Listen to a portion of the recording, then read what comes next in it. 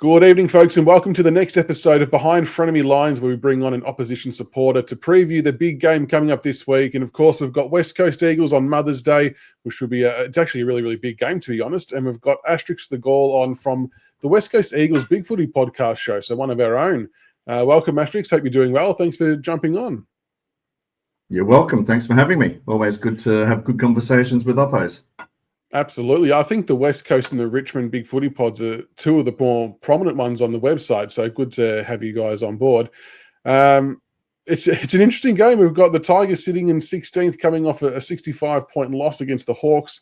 West Coast 18th, coming off a 32-point loss to the D's. But I think this week we kind of both find ourselves playing a team that's at our own relative levels, so it might actually be a semi-decent spectacle, and teams are going to be both up and about for this one. Yeah, I'd agree with you on that one. We hit our low point against Carlton about 4 weeks ago in Gather Round, and we had a round table meeting of some of the leaders, and they've come out and played a lot better football since. And even the game on the weekend against Melbourne, we were good for 3 quarters. It was just that third quarter that Maxi Gorm pulled our pants down and spanked us. And there's no shame in that because he's a superstar. We kicked it to him almost every time he exited defensive 50 when we played him. He's just an absolute beast. But has that been the general feeling for you, though, this year for the Eagles, that you found yourself, you're kind of in games and then it's just 1 or 2 quarters that do it for you, similar to us in a lot of ways? Not the first month. The first month was just crap football. Okay. And it was a new game plan. Minnie's brought in new game plans. We've got new players who are adjusting to it all. We had some youngish players that we were starting to blood. We weren't coming off a great base. I mean, we've been crap since 2022. And so, yeah, confidence was low. But in the last, Melbourne, Essendon, and the game over against Hawthorn, we weren't that far off the pace. And yeah, exactly right. The game nowadays, you don't have to be that far off the pace, and you're 6 to 7 goals behind, and you haven't played badly. But look, we're starting to get better inside 50s. We're starting to get better retention, but we're still crap. It can be frustrating, can't it, when you see the glimpses of what they're going to do, but it just doesn't happen for long enough. But you mentioned Minnie McQualter. Obviously, he came from our neck of the woods. How has he settled in?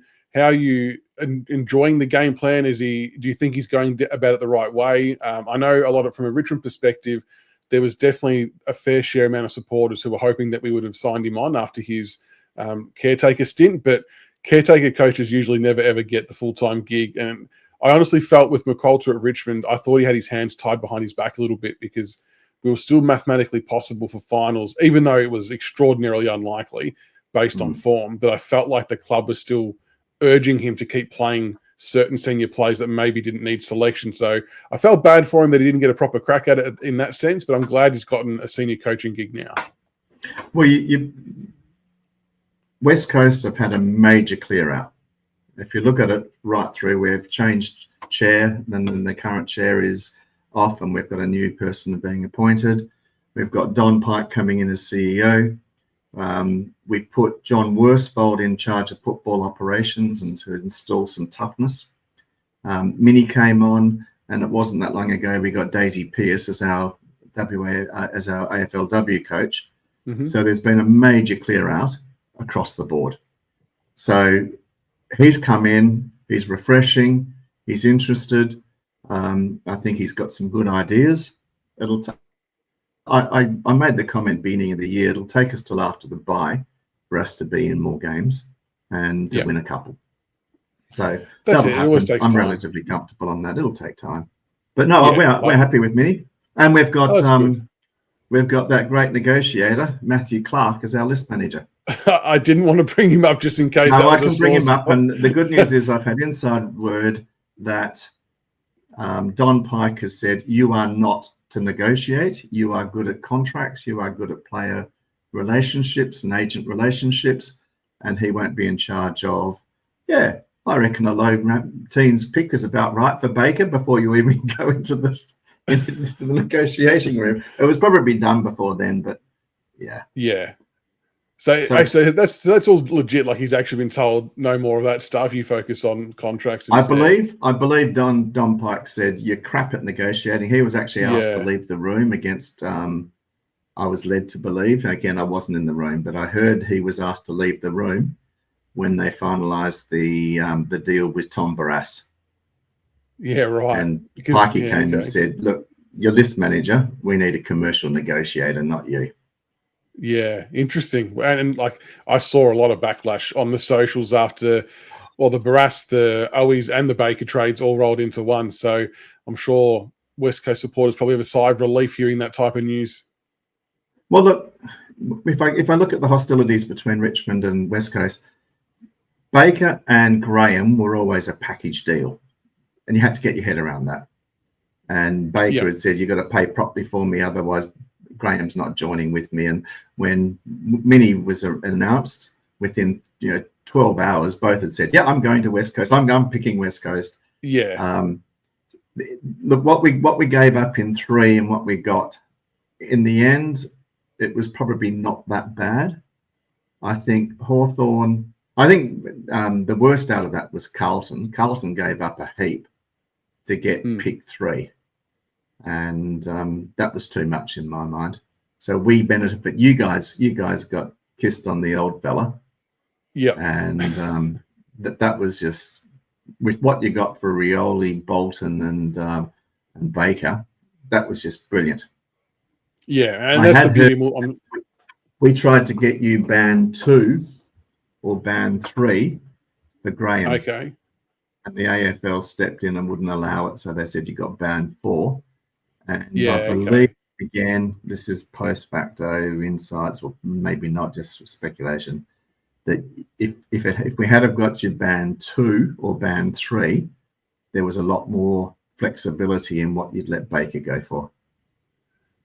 And they're the things I'd love to be a fly on the wall to hear how all that negotiation pans out with trying to weasel. All clubs do it. They have their friends they try and work with to weasel the best deal. But how have you found the arrival of Baker and Graham? Like I would often get into, I don't want to say arguments, but we'll say disagreements with West Coast supporters on Twitter, more so about Baker. I always felt that he was maybe they didn't understand the value he was maybe going to add to the West Coast side. Whether that's translated yet or not, I'm not too sure. But from the games I've seen, he's looked like he's still cracking in equally as hard as he was playing with us. He's tiny, but he cracks in hard. Yeah. You can't doubt his heart. His disposal and decision-making on how and where he kicks sometimes is a bit crap. But that was crap at Richmond, so we knew what we were getting. I've actually been really happy with Jack Graham. He's actually provided us a really good steadiness in the midfield. Yeah, we think that where Kelly's been soft. Yeah, Graham's been in there. He puts his head over the ball and plays it the right way. I reckon you've gotten more out of him than what we have, and you've been able to get the fittest version of Jack Graham as well, if that makes sense. So that's been a big positive for you as well. You mentioned Tim Kelly fluctuating in form a little bit. How's he tracking? I mean, I think he's still on the side this week, but where's he at in terms of playing some good footy again? Because he'll be lucky to be offered more than $400,000 next year to play. He's out of contract end of year. I'm not enjoying his football. He's selective when he goes in. He actually is more of an outside finishing midfielder, but we've had to put him in the guts, and he's not an inside mid, and he's just getting bullied. He doesn't know how to defend out of the clearances very well. Well, yeah. Hopefully he can get his stuff together, but maybe not necessarily this week because he will cause us all types of issues. We'll bring up the. Don't worry about him. Don't worry about him. We'll bring up the changes that are coming through for this week. I know these are still extended benches, so there's a little bit to play out. But in for Richmond, we've got Kane McAuliffe, Jasper Alger, Tom Sims, Tyler Sonsie, and out Maurice Rioli. He had a bit of an injury, so they're still yet to decide on the final bench. But we've been hearing strong whispers that Jasper Alger seems likely to make his debut this week, which I'm very, very excited about. He's a very likely type. put together some good form in the VFL. And I'm really hoping that Kane McAuliffe gets a game as well, because he had another pretty good game on the weekend. And for you guys, Sandy Brock debuted yet? No, he hasn't. And it's the unfortunate thing is the VFL's got a week off too this week, so another really bad time for a bye. But yeah, Sims hasn't. He actually could have been a chance last week, and he would have suited well with the 3 tall defenders of Hawthorn. But I don't think we have that same type of issue with you guys this week in terms of 3 tall defenders. So I think we might just go with what we had in terms of Ross, in terms of Lynch and Jonty Fall. But your changes at the moment, you got Sandy Brock, Noah Long, Tom Gross, Bailey Williams, Harry Edwards coming in, and McGovern and Allen out. So McGovern was concussion protocol, isn't it? Yeah, he's out for concussion, and Allen on suspension, which I don't mind. If someone gets suspended for whacking a Melbourne player on debut, they need a medal, not a suspension. What's your general vibe on the ins that you've got so far? Any thoughts on who might make it from your interchange? Well, I actually think there's 2 big doubts in there. So hearing it from our training perspective, both Duggan and Oscar Allen are possible doubts. So really? That's why I think we've got 3 talls that are coming across in Bailey Williams, and also Archer Reed's a possible watch. He really badly turned his ankle. I think they jabbed him up, got him on the bike and strapped him up, and he came back. But, it's only his second year. He's 201 centimetres or something like that. He's a big lad. Had an injury interruption for the first part of last year. So I would actually be in the camp that says give him a rest. I was hoping to see Job Shanahan, who was our second pick. Yeah. And to me, I mean, I know you got Jonty Fall, but I would have taken Shanahan ahead of Jonty Fall. That's just me. So I was delighted when he slipped through to us. Really good player. He's got leading patterns, not that dissimilar to Josh Kennedy. So JK Eagles, key position forward. Yeah. And he's been playing very well in the WAFL, and he's coming along very nicely. But so it's a watch point with Archer, with Duggan, and with and with possibly Oscar, although that was more news that I heard today. The Duggan one's been around for 2 or 3 days. That would be. Am I right in saying they would be massive blows to your lineup, especially Duggan and Oscar Allen, given McGovern's already out as well? Did you see how Oscar Allen played last week? I didn't know, but he dropped 2 chest marks. His confidence is so low. He's embarrassed himself. Has a lot of this stemmed from the whole what happened with the meeting with Mitchell and stuff? Do you reckon is a lot of it just from that? Yep. He was almost crying when he did his "I'm sorry" interview and video for the West Coast members. So, as a member, what was your take on it? Fine.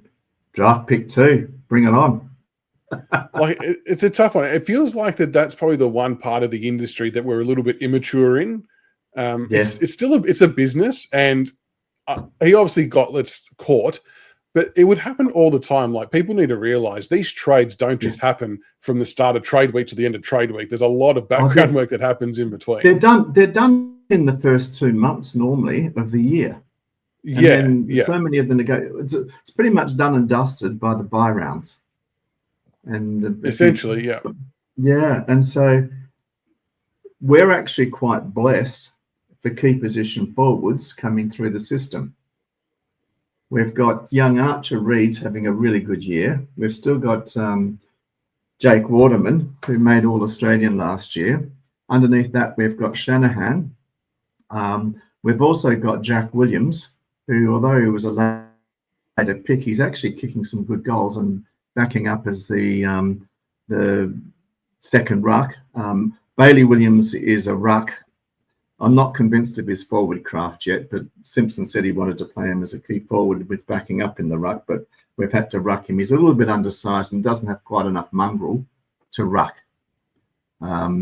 permanently. But so we're blessed with that, and we've got a couple of we've got an NGA guy. So I'm not that worried if we were to lose Oscar for pick 2. Okay, so you got some coverage. No, and if you get pick 2, you're laughing. So if we walked away with pick 1 and pick 2, there you go. And this is where this game's interesting from a completely selfish supporter mindset, that in a lot of ways it's beneficial if we lose to you guys and try and get you above us, so the compo pick doesn't impact the picks that we have as well. So, but I mean, it's so if we a get lot of layers, pick a lot 2, of layers to it. It's the way Cooper Duff Tyler's developing in the under-18s. He's looking as a pick 1, and Essendon, and I reckon you guys would actually be very interested in him. There'll be a lot of interest there. Yeah, if we've got pick 1 and pick 2, I'd be selling that. Then with 2 good bidders, I'd be selling for the right price and drop back 3 or 4 spots only. So that's just my view on it. No, plenty of ways that could work out. Then it's very, very interesting. But you're right, it is a pick 1 cup early in the season, isn't it? It is. It's a pick 1 cup. We're not even in June. Your small forwards, especially Liam Ryan's, truthfully one of the ones that worries me. And Cripps often does pretty well against us too.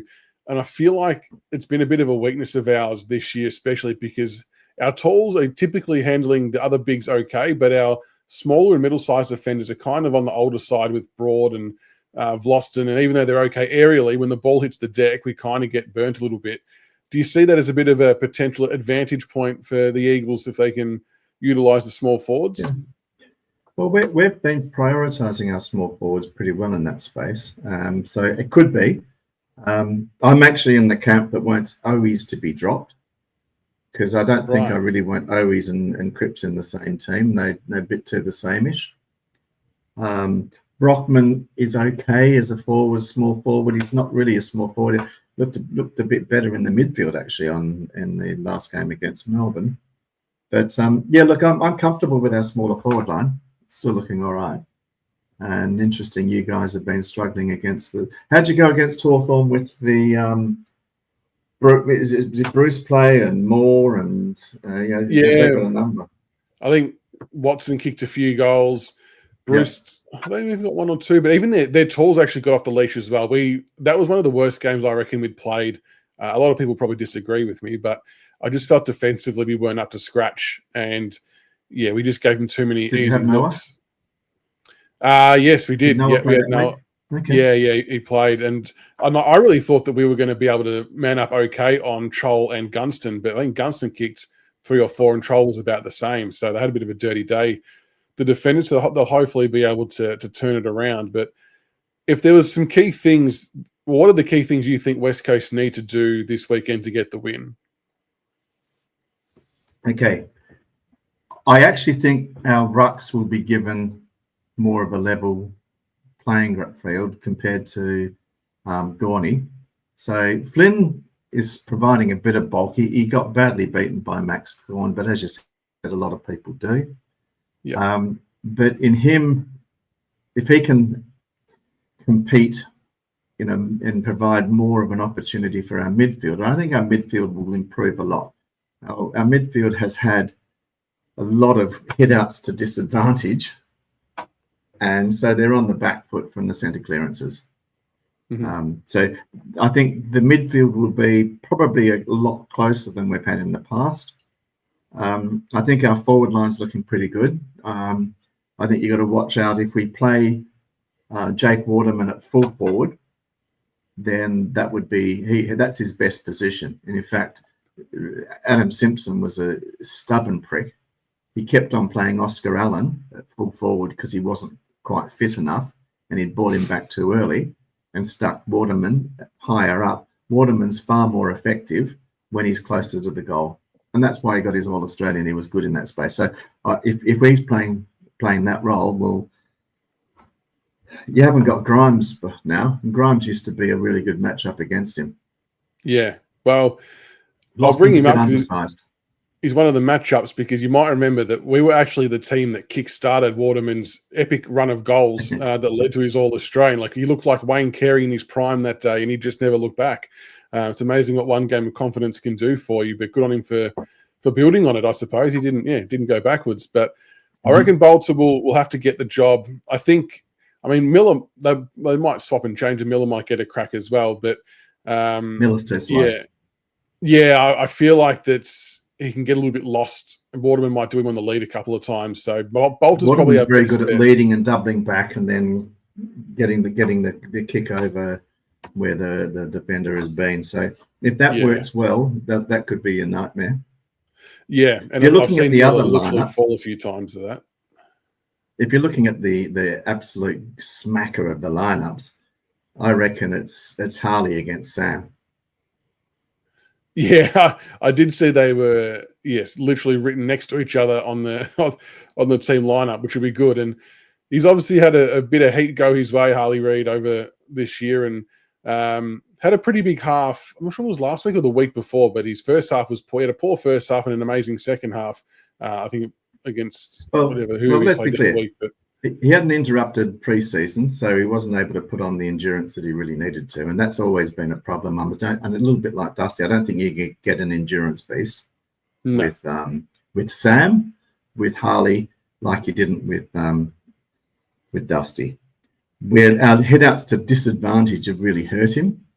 And I'm not at all happy with Luke Shuey as our midfield coach, because he's not lining up to be able to rove and to clear from a losing ruck line. So that's a bit of a worry. But if Harley's on Sam, they've both got poor endurance. Oh, the other thing is he's being tagged. So yes, Harley on Saturday night, it had Varney on him all day. He was inches away from him, and look, that's Varney's. That's his one wood. He's great at that. And that's tough to break, right? It doesn't matter what midfielder you are. That's tough to break. In a second year, players are having to learn how to break the tag. Yeah. And it takes a good year to do that one. So no drama. He's doing some good things, and Minnie's putting him on a half-back flank or a half-forward flank every now and again, because, again, he can't run out the games. And the game against Gold Coast, Rowell and Anderson just ran off him, and he couldn't keep up. He's whacked by the time he gets down to the back line and has picked them up. And so Lawler will be a lot easier to pick up, because he can't run all the day. Yeah, exactly. So right. That's an area you guys might exploit. And funny you mentioned the halfback piece, because I've been a big fan of trying. I'd love to see Lawler do some stints off halfback as well. Similar reasons to why you put Harley Reid there, to utilise the actual weapons of their kicking and their ball use ability, without the worry of being so contested. Lawler reads the play so well. Yeah, he does. It's just, I suppose, we're just building up the minutes to get him a few more stints in the centre bounce. Next matchup, I know you said Tim Kelly's not exactly firing, but I just think Taranto and Kelly might just be head-to-head, or it could be Hopper and Kelly. The midfield battles are always really, really interesting. Both will try and work off each other. I can't imagine any of those three names mentioned will try and tag one another, so it could just be a bit of head-to-head. And maybe playing against a more equal side as such, Tim Kelly might find some form and get his head in the game for you. We're still experimenting a bit. I think you'll see Jack Graham in the midfield, but also young Elijah Hewitt is starting to put together some really good football. So I'd actually prefer Hewitt in the midfield for the clearances compared to Kelly at the moment. I'd probably be more inclined to put Kelly on a half-forward flank or on a wing. Yeah, I really like what Hewitt's doing. He's going to be a player. He will do. We'll get a tip, including margin, and then we'll discuss more on Harley Reid. How do you think the game's going to pan out? What's your tip and margin for this one? Well, I'm not seeing a win for us. I see a Tigers win, and it'll be somewhere between 10 and 20 points. Yeah, I think I'm feeling about the same, but I'm also not hiding from the fact that it could go either way. And I genuinely think it's going to be a hot contest, because both teams are going to have this game penciled in as a game that they can both win. So, which will be good from a spectacle perspective, I think. But Harley Reid is obviously a name that's been linked to us, and I'm sure there's plenty of news over in WA about it. I suppose from the stuff that we've heard from the guys that we've got around the traps is that Richmond have shown some genuine interest, as would every other club, right? If there's any remote sniff of Harley Reid coming home, you'd be stupid not to ask the question. But I feel like we were talking about off air, that we're probably one of the clubs better suited for Harley in terms of what we can offer back for West Coast, because it's gonna cost a pretty penny to do so. Yeah. What are your thoughts on Harley moving, and what would be the starting point demands from a West Coast perspective? Well, for a start, what the hell are AFL doing on integrity when their platform that they pay for and own in AFL.com has Matthew Lloyd, paid for by them, indicating that Harley should leave the club? So as far as integrity and that really pissed me off. Yeah, now, I was happy to go for Harley really because go hand in hand. No, that shouldn't have happened. Look, I understand the Herald Sun and John Ralph is the number one Richmond supporter base, and everything has a black and yellow lens quite often when he posts or he writes his articles. And he's been into it from day one that we've got to focus on West Australian talent. Well, I'm sorry. If you look at our draft haul last year, we got Bo Allen. Yes, he was one, but then we had Job Shanahan. What we are going for is a lot more big country or guys that'll settle. We had Tom Gross and we had Luca Grego. So yeah, we've got Archer Reed, we've got Harley Reid. We're not afraid. We actually have a really good program in place to retain the people and to keep them well looked after. Harley has a number of, they've got apparently 2 or 3 different options in front of him. He doesn't have to make a decision this year, but I would be putting the pressure for him to make the decision this year. And I'd want to get ahead of it while both Richmond and Essendon have the picks that can start to make it look good. And before the Tasmanian crap draft comes through and you've only got half the players to choose from. And so at this stage, Richmond have got their own. And again, this was something that the Herald Sun put out, which was, what does each club have in their arsenal to go for Harley? And can they afford him, and does it fit? Richmond have their own and North's first round draft pick. And as it currently, it stands at 2 and 3. And even after a Oscar Allen compensatory band 1 for West Coast, 3 and 4 is still very, very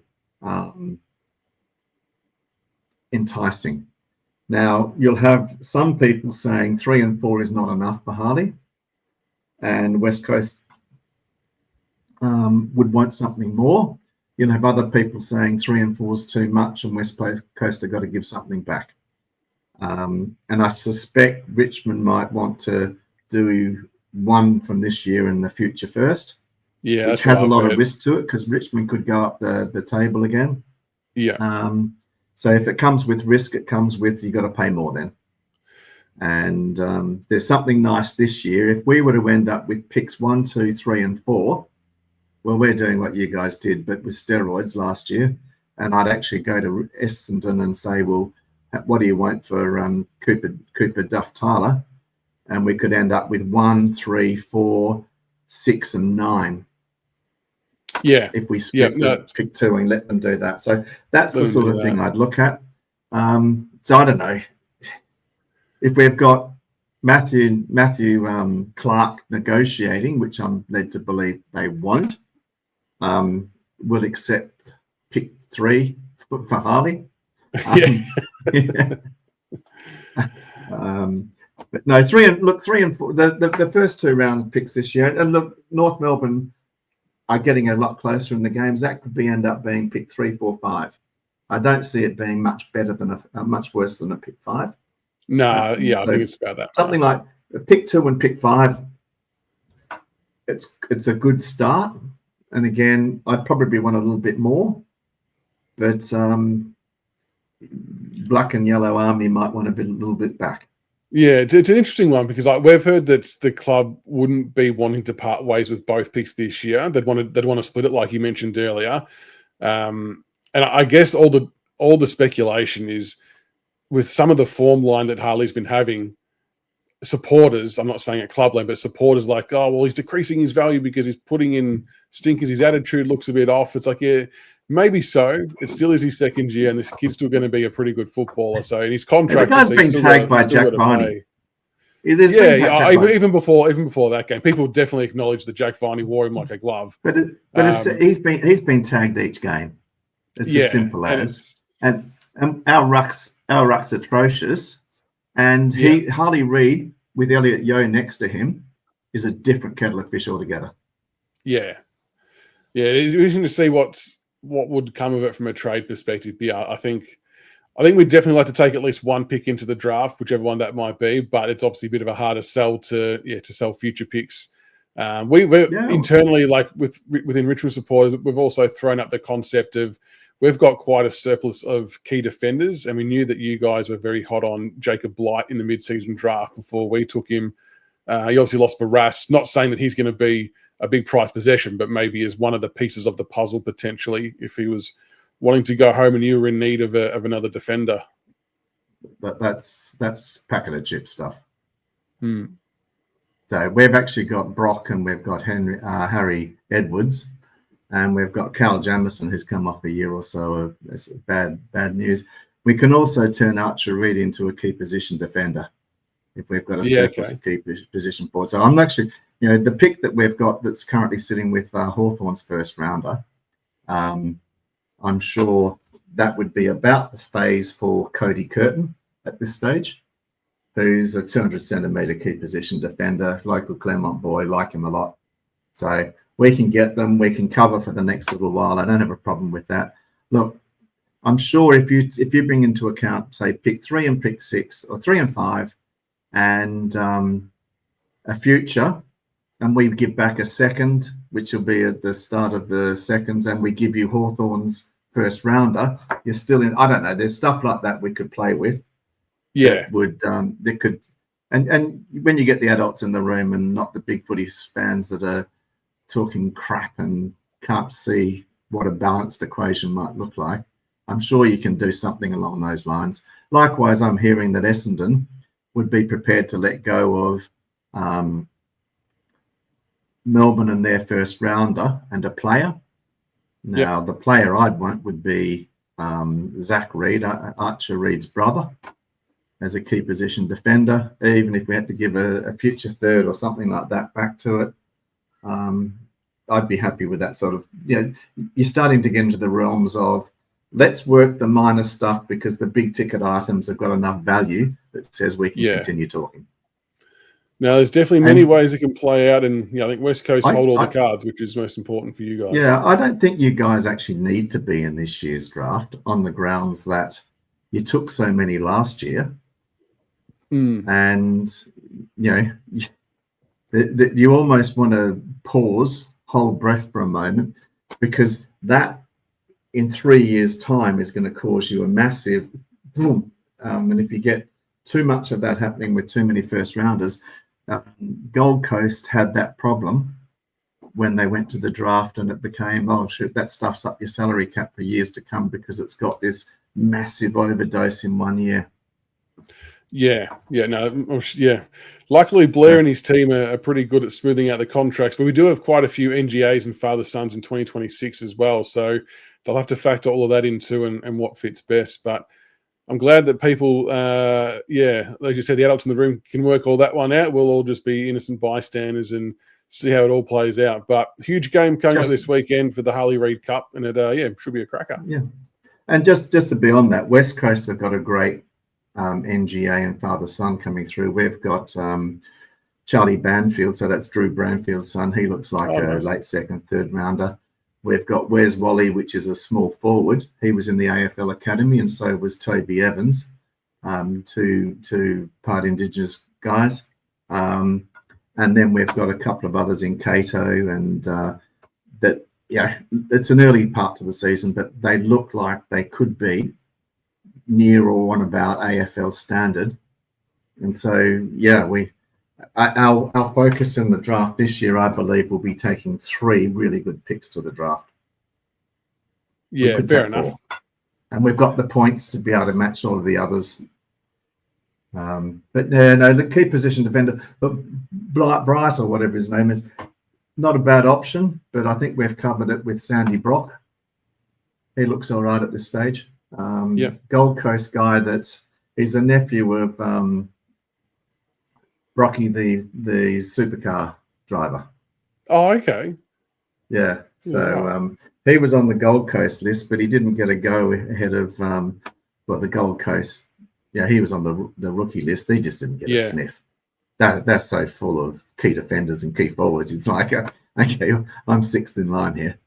Yeah, it's amazing what opportunity then does for someone's confidence to be able to go and play at the level, and then you benefit from it, which is good. Yeah. But, all right, well, thank you very much, Asterix, for coming on, and appreciate your time. And looking forward to a big game this weekend. Hopefully, hopefully both teams get through okay and unscathed, and I think we'll actually see a genuinely good hit out. Like I said, both teams I think will be fired up and ready to go for it. And it should be a good game, and hopefully, we can see a good contest and everyone gets through all okay. Do you come to Perth later in the season? I think there is a return leg, yes. Yep. Okay. Yep, down the track. Two legs to the Harley Cup. That's it, 2 legs to the Harley Cup. So I'm sure we can reconvene for that one, and we'll see where the ledger's at, and there'll probably be even more Harley news out by then as well. Yeah. Okay. Thanks again, mate. Appreciate your time. Enjoy the game. You too. See you, mate.